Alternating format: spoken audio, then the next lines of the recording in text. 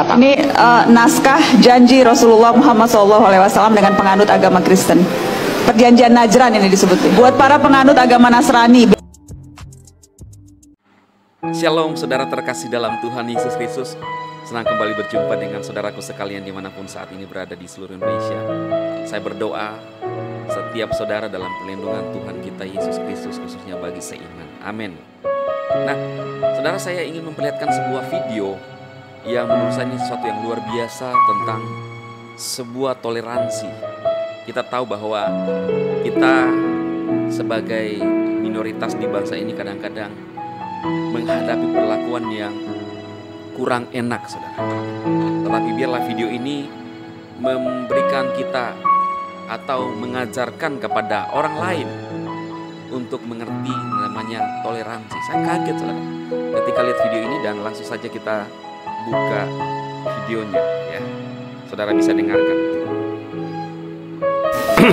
Saya barusan melihat sebuah video dari Bapak Quraisy Shihab dan Mata Najwa, dan saya terkejut waktu mendengar penuturan beliau bahwa ternyata pernah ada perjanjian antara Nabi Muhammad dengan kaum Nasrani atau Kristiani, dan perjanjian itu menunjukkan betapa moderatnya, betapa terbukanya, dan betapa tolerannya Nabi Muhammad terhadap umat Kristiani. Nabi berpesan, dan pesan ini berlaku untuk rombongan dan semua orang Nasrani sampai akhir zaman. Kalau umat Kristiani membutuhkan sesuatu untuk kebutuhan agama mereka atau ingin merenovasi gereja-gereja mereka, hendaklah mereka dibantu, bukan berupa hutang tapi pemberian. Itu yang diajarkan Nabi Sampai akhir zaman, sampai akhir zaman, sampai sekarang dan yang akan datang. Ini naskah janji Rasulullah Muhammad SAW dengan penganut agama Kristen. Perjanjian Najran ini disebut. Buat para penganut agama Nasrani, bila mereka memerlukan sesuatu untuk perbaikan tempat ibadah mereka atau satu kepentingan mereka dan agama mereka, bila mereka membutuhkan bantuan dari kaum muslimin, maka hendaklah mereka dibantu, dan bantuan itu bukan merupakan hutang yang dibebankan kepada mereka, tetapi dukungan kepada mereka dan anugerah dari Allah dan Rasulnya buat mereka. Wah, luar biasa sekali. Saya baru sekali ini loh mendengar kalau ada perjanjian semacam ini. Mungkin kita harus banyak belajar dan banyak mendengar sehingga kita bisa menjadi lebih terbuka, lebih moderat, dan lebih toleran. Cus. Wow, saudara, saya juga baru dengar ya, ada perjanjian antara Nabi saudara kita dari Muslim dengan orang Nasrani, ya. Ternyata ada perjanjiannya yang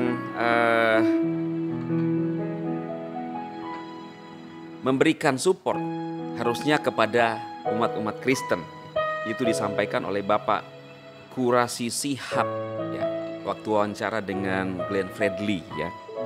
Jadi biarlah ini mengajarkan kita, ya, setiap saudara yang melihat ini, khususnya juga saudara saya yang dari Muslim, mengajarkan kita sebuah toleransi. Apa yang terjadi dengan adanya sekarang penolakan pemberian izin di Cilegon tidak menunjukkan sebagai kita seorang yang memiliki toleransi, apalagi kalau ini benar terjadi ada perjanjian, ya saudara. Karena dari golongan saudara kita yang mengungkap sendiri bahkan ada perjanjiannya itu, artinya saudara tidak mengikuti apa yang disampaikan oleh Nabi seperti yang kita dengarkan ini, saudara. Jadi biarlah ini mengajarkan kita lebih menghargai. Ketika orang Kristen tidak diberikan izin untuk beribadah, apalagi ribuan umat Kristen di sana, mereka harus beribadah di mana?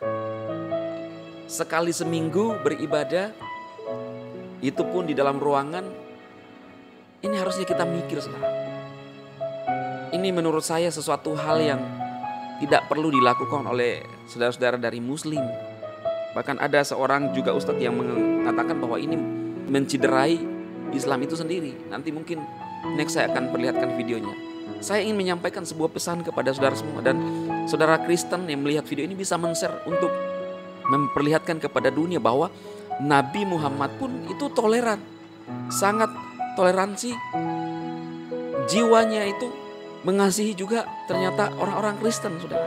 Ya, jadi biar ini merubah pola pikir kita sehingga kita bersatu sebagai anak bangsa tanpa harus mencurigai satu dengan yang lain. Jangan. Kalau kita umat Kristen kan Tuhan mengajarkan kita kasih. Bahkan musuh kita pun kita harus kasihi, saudara. Jadi saudara tidak perlu mencurigai umat Kristen mau melakukan satu hal yang mungkin menurut saudara perlu saudara takuti. Karena Tuhanlah yang berkuasa atas kehidupan manusia dan Dia punya kekuasaan untuk merubah seseorang. Saya sebagai hamba Tuhan hanya menyampaikan pesan firman Tuhan. Selebihnya Tuhan yang bekerja dan bertindak.